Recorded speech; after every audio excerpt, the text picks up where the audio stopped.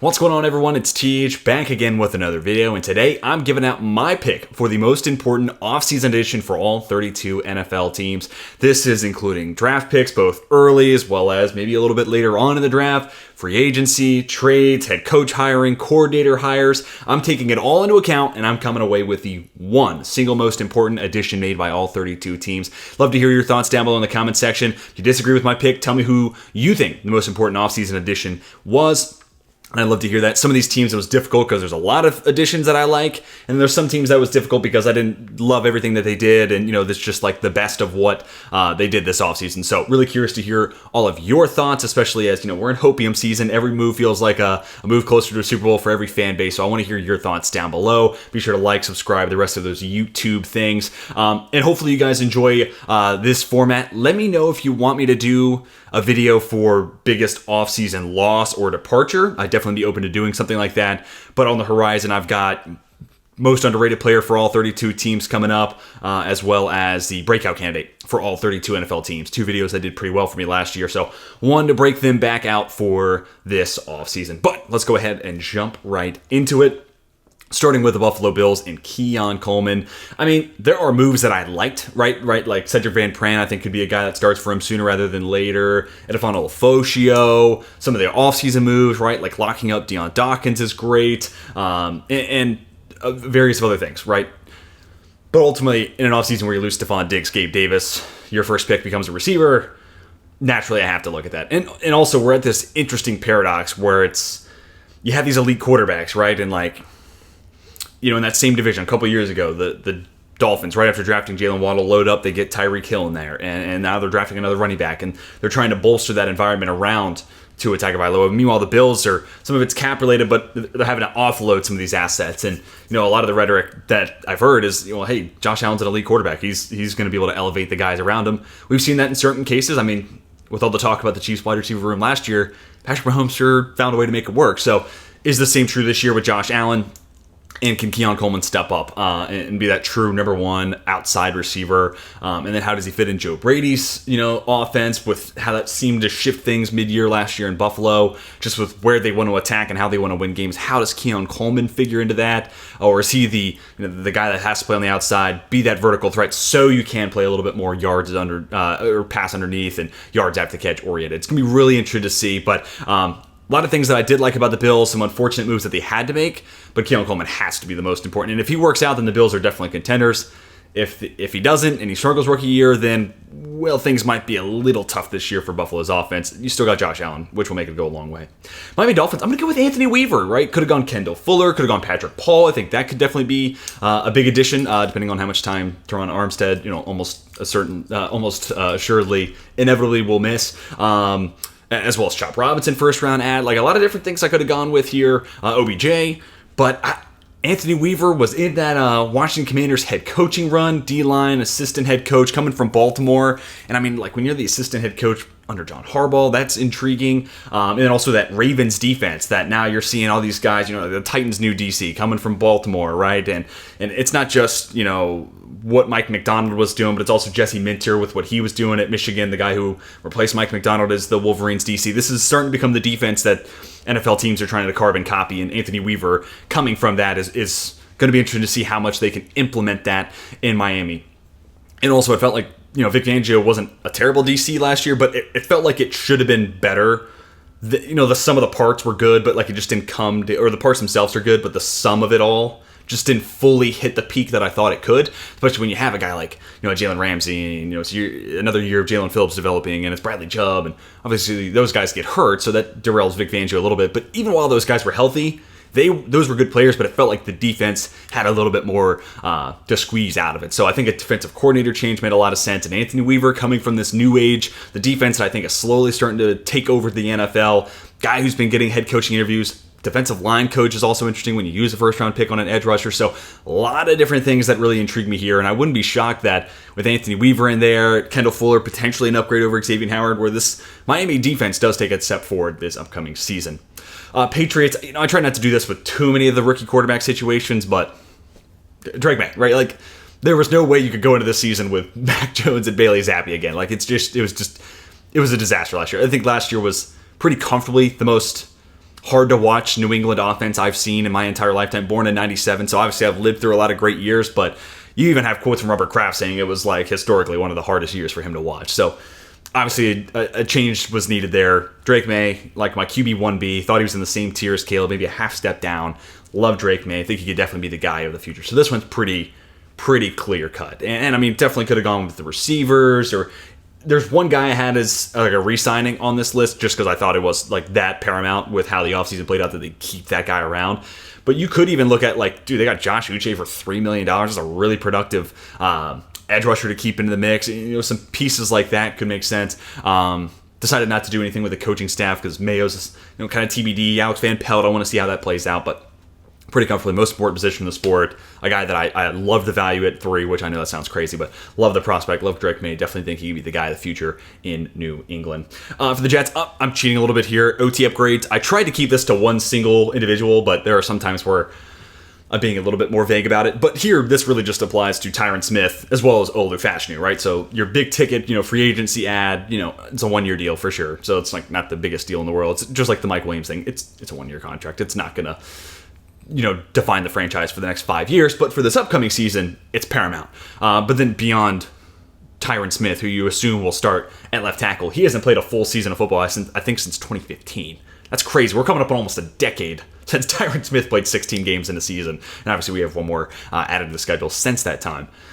But Olu Fashanu, like, feels like a great guy to learn from Tyron Smith. A lot of the same strengths coming out of college, and I just think Tyron Smith's the perfect mentor for Fashanu, and to get him at 11 too, preseason felt like a guy who was going to go top 10, was always kind of this team that felt like a good match for the Jets, and ultimately it does kind of play out that way. So the third tackle taken off the board, yeah, I think this is a good situation, and ultimately, not just like the offensive tackle upgrades, you could just say the O-line upgrades, right? Like John Simpson, Morgan Moses, all that's true. And Morgan Moses, you could lump him in here because I think he's going to be a solid football player too. So lump Moses in here. He's an offensive tackle. We'll cheat a little bit. So Smith, Moses, Fashanu.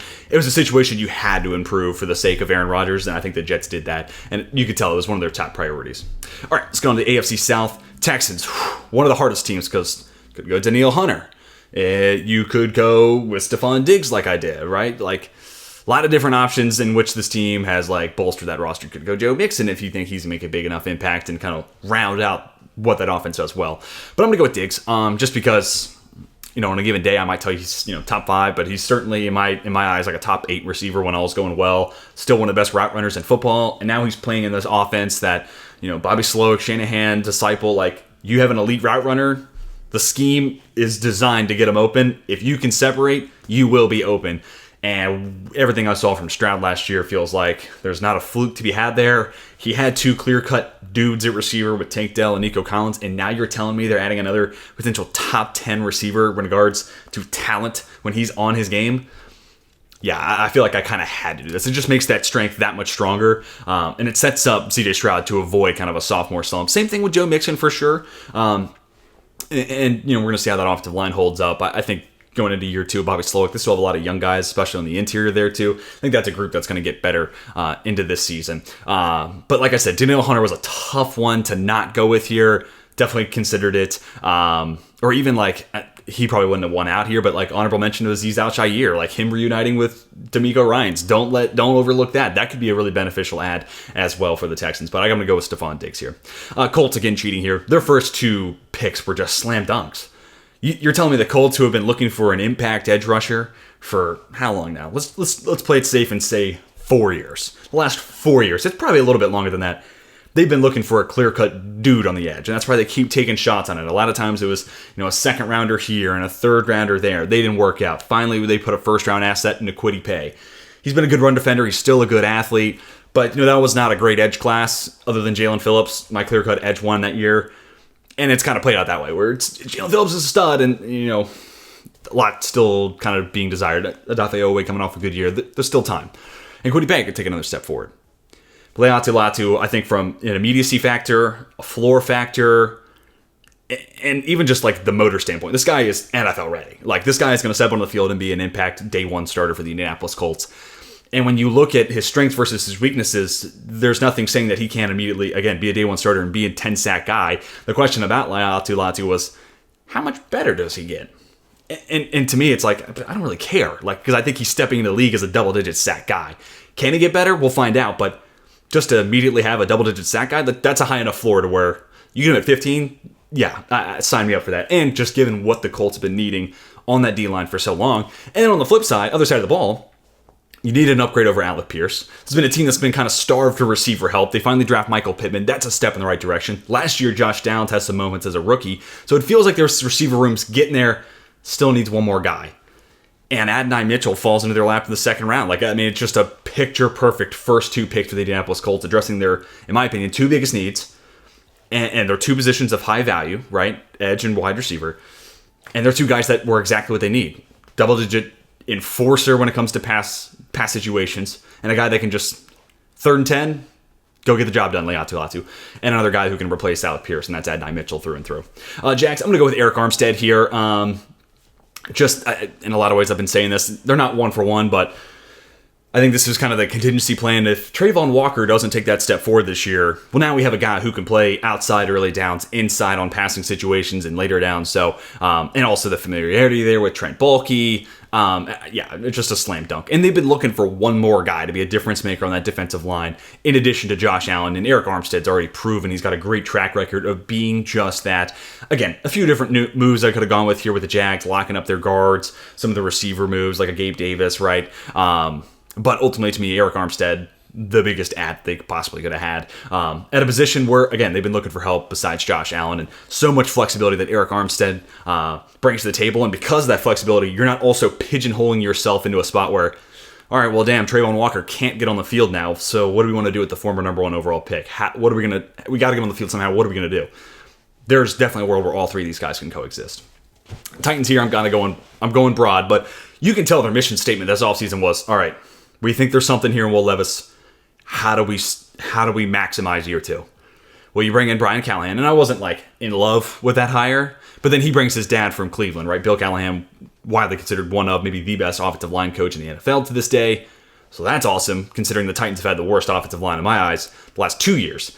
So immediate upgrade there with both the Callahans coming in. Also, like just the fact Brian Callahan working with Joe Burrow, hopefully that can kind of rub off on Will Levis. They'll be able to maximize what he can bring to the table. Also a guy who's put in a lot of investment, or at least was in Cincinnati when they put a ton of investment at wide receiver. That's what they did this offseason. They kept D-Hop despite the trade rumors. They add a Calvin Ridley. They sign a Tyler Boyd. And now you have Treylon Burks kind of more in his natural Arkansas spot, where he'll probably play a little bit in the slot. He'll probably be used in motion, yards after the catch, those sorts of situations. So I think, and then J.C. Latham obviously drafted 7th overall. They needed a tackle mightily. And now when you look at a world, let's say Latham plays left tackle, Nicholas Petit-Frere, I didn't think he was a first rounder, but in the second round, I was fine with the value where Tennessee took him. And I think there's a shot where like his PFF grade was pretty rough last year. So hard to think it's not going to get better with Bill Callahan there, but I could see a world where Petit-Frere takes a step forward this year, becomes a serviceable right tackle, and hopefully Bill Callahan and Brian Callahan can work their magic. Latham becomes, an immediate impact starter at left tackle, and all of a sudden this offensive line goes from horrible to at least hopefully closer to manageable, and then the supporting cast around Will Levis takes him fully into what we saw that first game against Atlanta and the comeback against Miami. So can we get that for a full season's length of time out of Will Levis? That felt like the mission statement this offseason for Tennessee.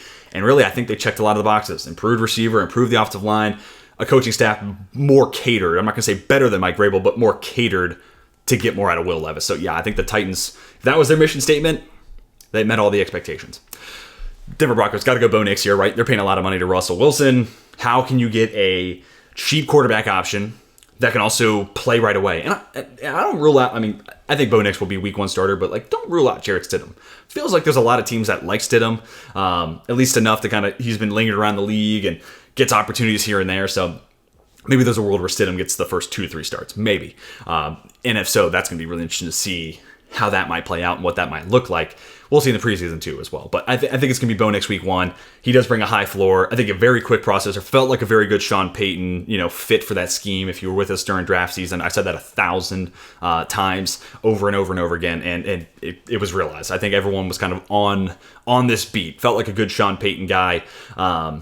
And now it's going to be interesting to see what that receiver room and how that all kind of fits into the place. Are they keeping Cortland Sutton? Can Tim Patrick stay healthy? A lot of questions. How much are they going to use Marvin Mims? Questions to be answered there, but ultimately, I think they got a guy that can run Sean Payton's offense, keep them competitive in the immediacy while they're still trying to move on and beyond the dead cap hit from Russell Wilson. So Bo Nix was exactly what I think the Broncos were looking for this offseason. Chiefs, Hollywood Brown, no doubt about it. Him and Xavier Worthy, you could put either one of these speedsters in there, but especially with the Rashee Rice situation, will he, won't he play this year? How big of a suspension? A lot to be determined there. But this team that has kind of made a pivot towards working underneath, yards after the catch, Hollywood Brown and Xavier Worthy can both do that. But of course, with their speed, you're bringing so much over the top weaponry, and you're going to force secondaries to have to respect that deep speed. But also, like, Hollywood Brown, really underrated intermediate route runner. Like, he's not like your prototypical X, so I don't think people think of him as like a sharp intermediate route runner. And part of it is like you have to respect his deep speed, so you're giving him a little more cushion for sure, but he takes advantage of it, and he works the middle of the field really well. And he's not afraid to kind of work that area of the field like some smaller, faster, maybe slightly built wide receivers are a little more cautious about doing. So I think Hollywood Brown, a threat at all three levels. So whether it's more of the same for the Chiefs or they're trying to bring back that over-the-top threat, he fits into it. So, and again, with the Rashee Rice situation with where we are right now, Hollywood Brown, 1 year, $7 million, looking like a vital ad for the Kansas City Chiefs. And you could throw Xavier Worthy in there for sure. Chargers, Jim Harbaugh. This was, to me, the best head coaching candidate out there. It was the top head coaching grade I gave. There's one other head coach I think we're going to talk about, and that was the second highest grade I gave out. So pretty clear inclination and, kind of similar backgrounds too. We'll get to it when we get to it. But yeah, Jim Harbaugh, everywhere he's gone, specifically within the state of California, success has followed. And you look at what he did with Alex Smith, Colin Kaepernick, his last stint in the NFL, taking those guys to new heights and heights that Alex Smith was still good in Kansas City for a year, but he also had Andy Reid, so towards the peak of Alex Smith. And then, we didn't get to see a whole lot of Colin Kaepernick post Jim Harbaugh. It was a relatively short life there after Harbaugh left, but I think it's clear to say that his best years were when Harbaugh was there. So I'm looking to have this guy finally take Justin Herbert to the next level. Instead of being really good, take him to that elite tier. Harbaugh, former NFL quarterback. I think he'll be able to do that. I'm a little hesitant about the Greg Roman of it all, if I'm honest. That kind of feels like Harbaugh just kind of playing with his buds, keeping his guys around. It's shades of Bill Belichick, right? Just like hiring within his own little tree. But that being said, if you give Justin Herbert a great run game and then play action off of that with his arm strength, it might work. Well, we'll see. But really, it's going to come down to what Greg Roman has grown as, calling pass concepts and calling those plays and when to do it and how to stack it off of another look. And hopefully he's grown there. And then it's going to come down to Ladd McConkey, Brennan Rice, Josh Palmer, a lot of these kind of unproven commodities. Can they step up? But I think with Jim Harbaugh there, I'm feeling a lot better about those question marks we have turning into solid answers, right? I think Harbaugh changes the tone of everything and how you look at this Chargers team. So excited about it. And again, to me, it was the top head coaching candidate out on the market. Raiders, Christian Wilkins. This was a simple one. This was one of the first names I immediately put on this. Knew this was going to be on here because, one, he was their big ticket free agent hire. Could have gone to Antonio Pierce here for sure, another head coaching candidate, just to kind of learn from the mistakes of the Rich Bisaccia, passing on him, going with the Josh McDaniels, Dave Ziegler route, which obviously did not work out. But Christian Wilkins, their big ticket free agent commodity, and how many years now have I been, especially in way too early mocks, just interior defensive line of the Raiders. That has just been a nonstop thing that I've been looking and mocking because they have just not addressed that area, and it's been a weakness. So again, going with the Colts thing here, it's been a weakness for at least 4 years, if not a little bit longer than that. But I'll play it safe and say the last 4 years. So they go and get one of my favorite players in the league. To me, one of the most underrated interior defensive linemen. I think his hype last year kind of caught up to where he's at, but he's still one of the best. And in this new crop of these young and up-and-coming interior defensive linemen, Wilkins is right up there with the best of them. So position of need, he was their hot free agent ticket. I'm not really here to discuss, do I think it's the right money, anything like that. I'm just here to talk about the most important addition, and to me, clear cut for the Raiders, no doubt, Christian Wilkins.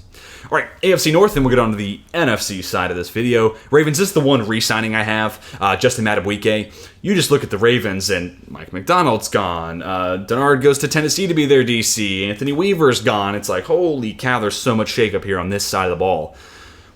Patrick Queen's gone. So a lot of different moving pieces there on the defensive side.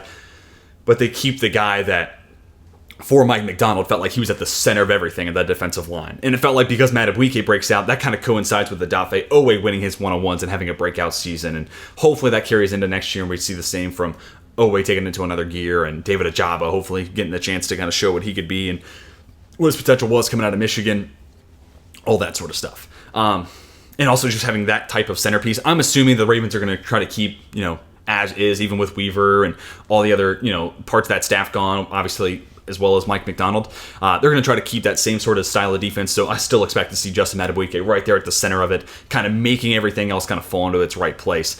So this is the one re-signing I had on here, but given how much changed and how much turnover there was for the Ravens, to me, keeping Madubuike was a big must. Bengals, I'll go with Trent Brown and Amarius Mims. The combination of that right tackle spot has been a problem for long enough. And Trent Brown, probably the starter year one, but what a perfect guy to teach Amarius Mims, right? Like, monster of a human. How do you kind of play with this type of size and this type of weight? Mims, obviously, I think a lot more athletic than Trent Brown, but still a great veteran for Mims to kind of learn from. Same thing with Orlando Brown Jr. He's got a great couple of guys to be his mentor. And also, if there's a world where Amarius Mims is just better than Trent Brown, fine. Trent Brown's an awesome swing tackle, which, given Amarius Mims' injury history, it'd be pretty great to have a steady, reliable swing tackle there. So I think the Bengals just saw it. They were fed up with the issue. Like, get Trent Brown. If the draft falls their way, awesome. We don't need to start Trent Brown. It's a one-year cheap contract. The board did play their way, but in a way where I can see where they want to kind of redshirt Mims this year, coach him up, have him get fully healthy. Granted, his injuries in college, I think, are a little fluky, but that being said, let's get a full year of NFL, kind of reps under his belt. Or maybe he's just better than Trent Brown. He steps in the event of an injury, Brown steps in, and you're not having a huge step down there at right tackle, which, again, has been such a problem. So right tackle, left guard. I'm like looking for the Bengals. I'm a Steelers fan, so not really looking for him to do this, but it's been a glaring issue, and I'm tired of looking at it. Right tackle, left guard, can you fix those spots? And I think at least right tackle is shored up going into the season. Cleveland Browns, I'll go with Jerry Jeudy. They needed one more receiver last year. I liked Elijah Moore coming out of Ole Miss a ton. Was excited about the Browns making that move. Didn't have the impact that I was thinking. Honestly, last year kind of turned into Amari Cooper and then David Njoku was the number 2 target. Very quiet year for Cedric Tillman as well, which is a little disappointing. Maybe those guys take a step forward this year. Not ruling that out. But I also think Jerry Jeudy's got a pretty good polling position to be the number 2 target on this team. And yeah, he's been a little disappointing as a first-round pick, but go look at the list of Broncos quarterbacks he's been playing with, like Joe Flacco, Case Keenum, Russell Wilson, Jarrett Stidham.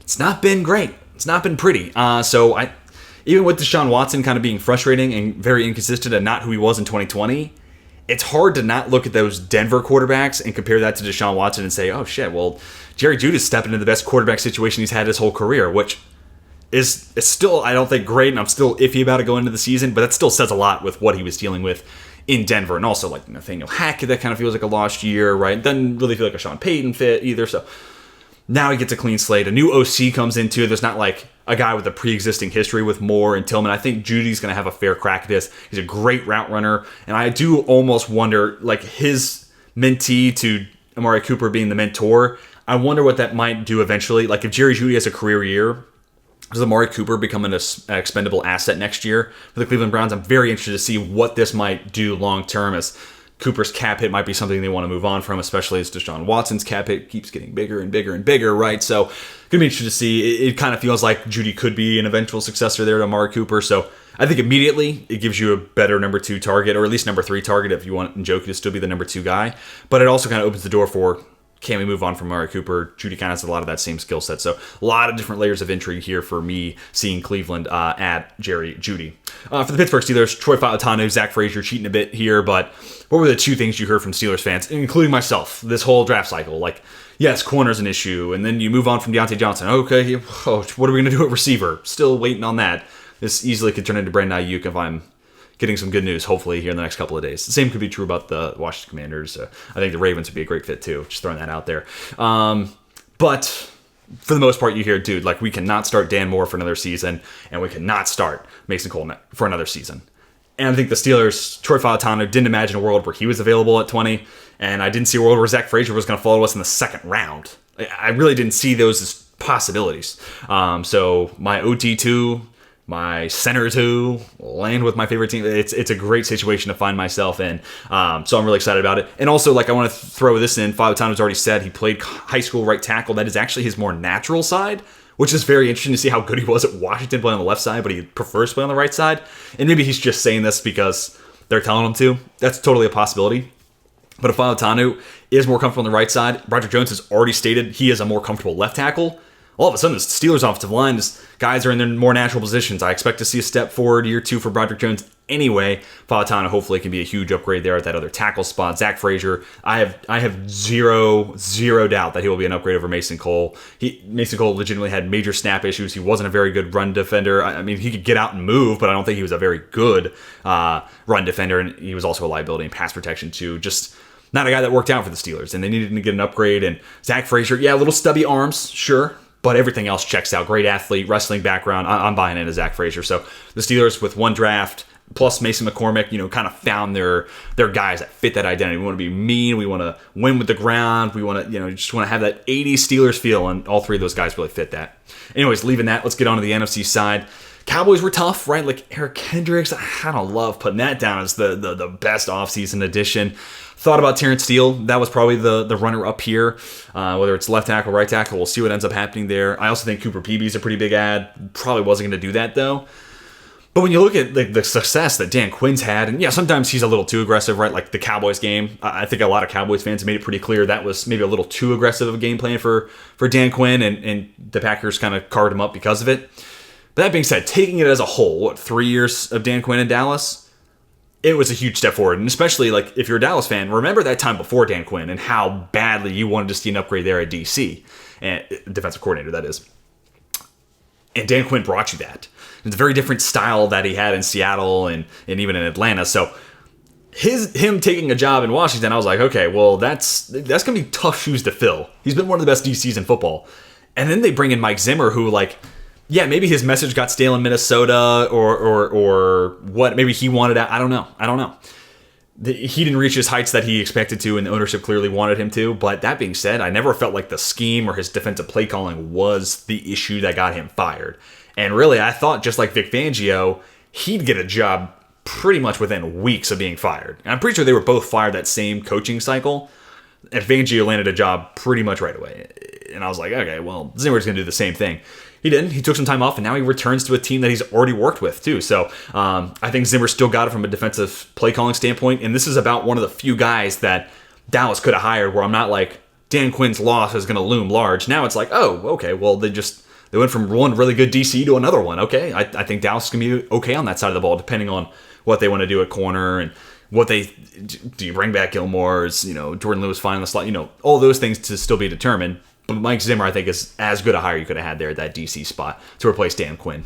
The Malik Neighbors, easy one here. I mean, this is a team that needed a number one X receiver. I think Malik Neighbors brings that to the table while also bringing so much dynamism and field stretching ability on top of what they already have in Jalen Hyatt. He's also clearly the best yards after the catch guy. I mean, I don't want to say clearly, but when it comes to catch and run, using his speed and explosiveness, I don't think there's another guy in this class. Maybe you'll say Malachi Corley because he'll bounce off tackles, but to me, it's a different type of yak skill set. It's like Tyreek and Debo. Like, they're both insane with the ball in their hands, but they just do it in a different way. That's kind of Neighbors to Corley and me, using extreme comparisons there, obviously. Not saying these guys are one-to-one. But Neighbors brings that number one X mentality while also bringing another field-stretching threat to this offense that maybe we'll see Daniel Jones be able to push the ball deeper down the field, but also, like, adding that much more speed, adding that much more, deep threat ability. It's like, okay, well, now that mobile quarterback's probably going to have that much more room to kind of wiggle and use his legs in the middle of the field and take advantage of his legs, like I said. So, and then also like guys like Wan'Dale Robinson, does this open up the underneath, the intermediate? It feels like it does on paper. So, yeah, easily here. Neighbors, this team needed number one receiver if they were going to go quarterback at 6, and they got a guy that I think is generational in Malik Neighbors. Eagles, tough one here. Because it could have been either one of the first two picks, right? Like Quinyon Mitchell really probably is my honorable mention here. Cooper DeJean, guy I love coming out of Iowa. Loved him as a slot option. And it could have been maybe some of the receiver help that they brought in, right? Like a lot of different things we could have done here. It could have been Bryce Huff. I decided to go CJ Gardner-Johnson just because, one, we've already seen him be a great playmaker in Philadelphia. That certainly helps. But also, like, look at where Vic Fangio's gone. Now the Eagles DC. When he was in Chicago, Eddie Jackson, career years. His best years were when Vic Fangio was there. When Vic Fangio was in Denver, easily Justin Simmons' best seasons were overlapped with Fangio's presence. Even last year, where it's like, oh, Miami could have been better. Javon Holland, who I think is a freak and one of the best safeties in football, point blank. Last year, when you look at the PFF grade, it's a career high. Wherever Vic Fangio goes, there's a safety who has an all-pro type of season. And it could be Reed Blankenship. Don't want to count that out. Could be Sidney Brown for sure. I think it's going to be C.J. Gardner-Johnson. I think this is going to be the guy that he moves all around, kind of like he did with Javon Holland last year. And we've already seen C.J. Gardner-Johnson, again, do that in Philadelphia. So playmaking guy that probably should have re-signed with Philadelphia last offseason. They ended up making him wait a year, spend a year in Detroit kind of banged up. And I think he's a great fit for Vic Fangio and what he wants to do, especially in that quarters-heavy defense. Oh, my gosh. I've said this a couple times. I'm salivating at the idea of Quinyon Mitchell and Darius Slay on the outside, and on the inside it's Cooper DeJean, CJ Gardner-Johnson playing quarters, just all got a lane. That's gonna, if that's truly how it's gonna play out, that secondary is gonna take a huge step forward this year. Commanders clear cut here, Jane Daniels, and I mean this could have been Adam Peters, the GM. I didn't put any GMs on here. Adam Peters would have been a good shout though. It could have been Dan Quinn. It could have been a lot of different things. Number of free agency moves that I liked, a couple of different draft picks, but it all will begin and end with Jaden Daniels. And even the success of the other guys is going to be kind of tied to Jaden Daniels, right? Like, oh, Adam Peters, yeah, he didn't last that long because, Jaden Daniels didn't work out. Or, oh, Dan Quinn, he was a great head coach of Washington. He had a great quarterback. That's the narrative's ultimately going to come back to Daniels here, I think. And I could see a world where a lot of stuff he did at LSU is very similar to what Cliff Kingsbury did in Arizona, so that feels like a fit. They got some good receivers, a couple of good backs. The offensive line's starting to be improved upon, but also his legs will kind of negate some of that weakness. But he's another guy that also held on to the ball a good bit at LSU. I don't think he'll be Sam Howell level, but it's going to be interesting to see how quickly he can get the ball out of his hands and how much Cliff Kingsbury can kind of scheme things up to get the ball out of his hands when you need to in a quick fashion. But, I mean, this is another clear-cut one, right? Team drafts number 2 overall, team drafts quarterback. Yeah, okay, that's going to be the offseason move that we're talking about for years to come. Falcons, I'm cheating here. Kirk Cousins, because if this works out and all the shit they got for taking Michael Penix at 8 overall, there's a world where they get 2 great years out of Kirk Cousins. They don't pick any higher than, let's say, 23 overall in the NFL draft. And then they let Kirk walk when there is an opt-out after 2 years. There'll be some dead cap after it, but manageable dead cap, not like Matt Ryan's dead cap or Russell Wilson's. And then you have Michael Penix waiting in the wing. Yes, I get it. He'll be a little bit older, and he came with a higher floor and maybe an immediate starting factor. But if he was ready to start year 1, think about where he might be year 3. Might work out. Might be, and he's also a guy that continuously do draft season. I was like, please put Michael Penix, and specifically a McVay offense, but McVay or Shanahan. If he can get with one those 2 guys or one of their disciples, I think he's going to be awesome. He's the perfect trigger man, right? He's great passer of the football and a better athlete than I think a lot of people will give him credit for, but just as a trigger man, point, shoot, he's got the arm strength, the touch, the velocity. I think it's all there for him to just be the guy who orchestrates an offense. And now he's in one of those McVay disciple offenses with Zach Robinson calling plays there in Atlanta. So I think Kirk gives him the immediate starter and the guy that now takes that roster to probably the best in the NFC South and could potentially be a force to be reckoned with in the NFC. We'll see how much work Raheem Morris can kind of do with that defense. But then also they have their cake and they're eating it too, getting that immediate guy while landing a guy in the top 10 that it's a great quarterback class. When you have the chance to draft a guy as good as Michael Penix in the mid to late 20s the next 2 years, probably not. So there's also a world where you turn it over, Kirk Cousins goes sign somewhere else, you get a comp pick for that, and Michael Penix is waiting in the wings, ready to take over as the future franchise quarterback. So I know they got a lot of flack for it, but there's also a world where bringing in both these guys in the same offseason doesn't create controversy, and instead it sets up the Falcons for immediate success as well as long-term success. Panthers could have gone Deontay Johnson, definitely thought about that here, but I'll go with Dave Canales. I mean, the kid's, the guy's on a roll. Like, the guy's hot. Like, 2 years in a row. Like, Geno Smith, career season. Then he goes to Tampa Bay. Baker Mayfield, career season.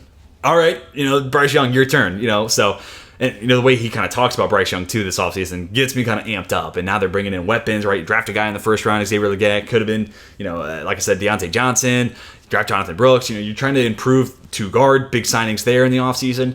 So they're trying to make the situation work for Bryce Young, but I think it all kind of starts with Dave Canales. Who's the play caller and the schematic guy that can make this work for Bryce? Dave, what do you need to kind of make this all come together? Okay, you need a first-round receiver. Okay, you need a Deontay Johnson as a separator. Okay, you need a couple of, all that stuff kind of all comes, I think, after you make the move for Dave Canales. So can he make it 3 for 3? We're going to find out this season, but just the way he talks about Bryce Young, too, that almost kind of fires me up. It gets me to another level of anticipation for Carolina next year. All right, New Orleans Saints, tough team to do this for. I decided to go Talise Fuaga just because we don't know what's going on with Ryan Ramczyk. First for this season, but also like long term. Is this going to be the last year of Ramczyk? Do we see Ramczyk this year? A lot of questions still to be had there. Fuaga, I think, at least gives you an immediate option to plug and play and be that Ramczyk replacement and kind of soften the blow of the potential retirement of an all-pro level tackle, and a guy who's been one of the best right tackles over the last couple of years. Or he could be a guy that Ramczyk plays, maybe they flip Fuaga to left tackle, we see what Penning does on the interior, and maybe this offensive line gets a bump. That it just didn't, just gets better from where it was last year, because, a lot of pressure on Derek Carr, and he does not play well under pressure. Again, tough team to do this for. Saints fans, let me know what you think the most impactful addition was. Was it Clint Kubiak? I kind of thought about doing that, but last time he was an OC, it wasn't great, but I do think that Shanahan influence is definitely a new and interesting direction to take this offense versus, the Sean Payton disciple who was not quite Sean Payton and Pete Carmichael. So a couple different things I could have done, I guess. But yeah, Fuaga to me stands out as the best and most important addition. Bucks, I went with Graham Barton here, another first-round pick that we want to throw in. It's just this team could not run up the middle last year. Like Rachaad White, I think he's a better receiver than runner, to be honest with you. But that being said, I don't think that interior offensive line did him any favors. Robert Hainsey hasn't really worked out at center. It sounds like Barton's going to be playing there. Matt Filer stepped back last year at left guard. Cody Mock struggled as a rookie at right guard. So it feels like there's some reshuffling that needs to be done there on the interior. And maybe Hainsey's going to be a better guard than he was a center. Barton definitely could be an upgrade there at center right away. And hopefully that improves what Rachaad White does from a run game standpoint. And if this offense can improve its run game, that will mitigate some of the regression we assume that might happen, right? Like Baker Mayfield's coming off a career year. Is he going to top that? More often than not, guys coming off a career year don't eclipse that. Sometimes they do, but oftentimes that's a high water mark for a reason, because it's the high water marks where the water reached its highest point. So, if Baker has a slightly worse year and Mike Evans doesn't have it quite as good of a year or whatever, having improved run game is how you mitigate some of that regression and keep the offense generally the same point. So I think Graham Barton's definitely a huge step in the right direction. He was one of the best run blockers in this class from the interior line, offensive line group. So I definitely think it kind of addresses that need and keeps this offense a little more balanced. NFC West, Marvin Harrison Jr. I just think he makes the rest of that receiver room kind of fall into place. Okay, Michael Wilson's a 2. I'm cool with that. Greg Dortch is a 3rd. Okay, that plays a whole lot more than him as a 2. And then also, you got Trey McBride there. So it's really probably more like Marv's the 1, McBride's the 2. And then you got, Wilson as the underneath possession, X type. You might use Marvin in that spot too. But I'm just, big body, underneath possession guy, and Michael Wilson. And then, a couple of guys actually could be 4. It could be Trey Benson. It could be Greg Dortch. A lot of different guys you could use that 4th option. But it also just, after D-Hop is gone, who is that number 1 guy for Kyler Murray? So they're still buying into Kyler. They're still investing in him as the franchise quarterback of the future. You needed to give him a number 1 guy. Insert Marvin Harrison Jr. at number 4 overall. Rams cheating again here. Defensive backs. I put Cam Curl in the picture, but Darius Williams, a guy, again, like I said with CJ Gardner-Johnson, we've already seen him be good in that scheme. So feels like a layup of an ad and something that could excite you. But also Tre'Davious White, he's been banged up, and he hasn't been the all-pro guy that he was a few years ago, but maybe this is the year, right? And I almost think back to, and again, this is not fair, different positions, ages are even different too, but Andrew Whitworth started to get banged up towards the end of his time in Cincinnati, and then he went to LA, and he even talked about it. He was like, their emphasis on recovery, they're not asking me to go, I'm an offensive lineman. Think about how much body collision I deal with on a day-to-day basis. They didn't ask me to do that. They trusted me to just, I could deal with no practice during the middle of the week and go out there and suit up on game day. And again, I don't know if you can really do that as much at corner, but I do wonder with how much the Rams have invested in getting to understand the athlete's body and rest and recovery and the influences that can play on injury prevention as well as injury recovery. I'm really interested to see if maybe this is the year that Trey White does stay healthy. And if so, that's a huge upgrade there at outside corner, because the Rams' outside corner group last year was leaving a bit to be desired, to put it politely. But then I also want to put Cam Curl in here, and Cam Kinchen's on it. He was my favorite. I had him in the rookie video, my favorite draft pick of all these guys. I think Cam Kinchen's in a quarter-heavy defense that you assume the Rams are going to keep with, Raheem Morris leaving to go to Atlanta, but they hire from within that staff. It feels like it's going to be a lot of the same. And if so, Cam Kinchen's in a quarter-heavy defense where he's not having to be the guy wearing the Superman cape making all the plays for Miami's defense. He can just play a lane and be a playmaker. I think Cam Kitchens could be a dog, but the other Cam Curl, to me, is one of the more underrated safeties in the NFL. He's great in the box, but I also think he's got enough athleticism to, again, play that lane, play that quarter, and I think he's going to be another playmaker there. But also just what he brings crashing down the box, too, is going to be really pivotal, too, because You don't have Aaron Donald clogging it all up in the middle. It's going to be all hands on deck to be able to force teams to have a tough run game. And I think Cam Curl adds that plus the coverage aspect, and I think he's a good fit for that quarter scheme. So I'm really excited. I think Cam Curl, this is going to be the year where I think a lot of other people kind of catch on to how good he is. Maybe he's been a little overlooked because Washington hasn't been as good of a team. 49ers, I'll go with Ricky Pearsall. I thought about Dominic Pooney. I thought about Renardo Green. I don't know if I was going to go with Leonard Floyd or anything like that. So, it kind of felt like it had to be the NFL draft. So I'll go with Pearsall because TBD on this Brandon Ayuk thing. But if it's true they don't want him back, this is a like for like, right? Like sharp route runner, separator in a scheme that if you can separate, I'll draw it up to where you're going to get open as long as you actually do run a sharp route and you're sunning out of your breaks and you can create that separation, you'll be open. So Pearsall does kind of feel like for Ayuk, but at the same time, sorry 49ers fans, sorry Debo fans, I think about what the Rams did with Puka and Kupp last year, and it's like, dude, you got two nasty separators, two great route runners, in a scheme that if you are a good route runner, I promise you'll be open. And they had that even before with Robert Woods and Cooper Kupp. So I'm selfishly I'd rather trade Debo, which makes me wonder, what's the trade value for these two guys? What's Debo conversations looking like versus Ayuk? Why are they insisting on Ayuk? Is it just the contract that they don't want to pay because he wants $30 million? I don't know. I'm very interested to see. I wish I was inside the room and a fly on the wall to get a perspective. Because to me, a 49ers offense, this scheme plus two legit route runners, Pearsall and Ayuk, and then Jawan Jennings kind of becomes the big body, nice blocker that he already is, and you kind of... I don't know. You already get Christian McCaffrey. I don't know. To me, that sounds way more potent than Pearsall and Debo. That's just me. But also, it comes down to what the compensation is, what you're going to get back. So, obviously, it sounds like Pearsall is going to be stepping into a sizable role. We'll see what happens with Brandon Ayuk. But this is also a tough team to do it because, free agency, they didn't make any big splashes. They didn't bring a Javon Hargrave in this year like they did last offseason. So, I kind of feel like it had to be the draft. I thought about Dominic Pooney. Honestly, if it wasn't Pearsall, I probably would have gone Pooney because, to me, he's a clear upgrade over Banks at left guard. Seahawks Mike Macdonald is the other head coaching hire. This was my second highest grade I gave out. I do think this, Michigan Ravens scheme is going to start taking over the NFL. He kind of brings a lot of the Pete Carroll, same kind of energy to this hire, right?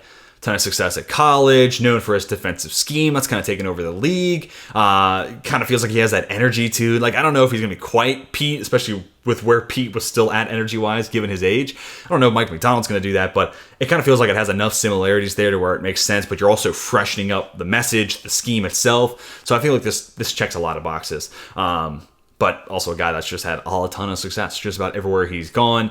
Excited to see what he does and how he molds this defense to fit with what he ideally wants to do. And then also bringing in, not Keelan DeBoer, Ryan Grubb as the offensive coordinator. I think that was a kind of savvy move for him to kind of soften the blow of losing a Shane Waldron an offensive coordinator. So I think Mike Macdonald's already doing some cool things. I like the addition of Byron Murphy. Definitely could see him being his Madubuike there in Seattle. So very interested to see what this Mike Macdonald era brings to the Seahawks.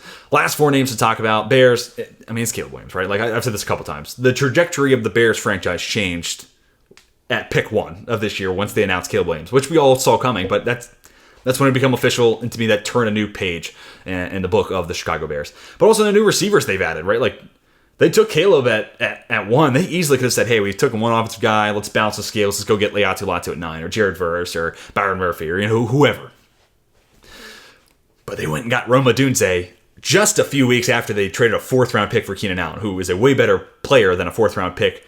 He's better than anybody who was drafted in the 4th round right now, but he comes with obviously age and injury concerns. But for a rookie quarterback to have now a trio of receivers that already had DJ Moore, adding in Roma Dunze, Keenan Allen, this is as good a receiver situation that any rookie quarterback's ever stepped into. And this is as good a quarterback prospect we've seen in, over the last couple of decades, right? He's up there with the likes of, Trevor Lawrence and co. So from a prospect standpoint, that is. Loading up that offense, changing all that. I could have gone for the non-cop-out answer. This could have been another re-signing one. Jalen Johnson, think he's a great fit for Eberflus's defense. That could have been the move.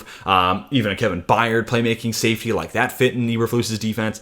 But, to me, it's Caleb and then those two receivers to go in with DJ Moore. That changes everything about that Bears offense. And now it's if he doesn't throw for 4,000 yards... which, by the way, would be the first time that's ever happened in Bears franchise history. It feels a little disappointing, partially because they have those receivers there. So it's a little bit of both, for sure.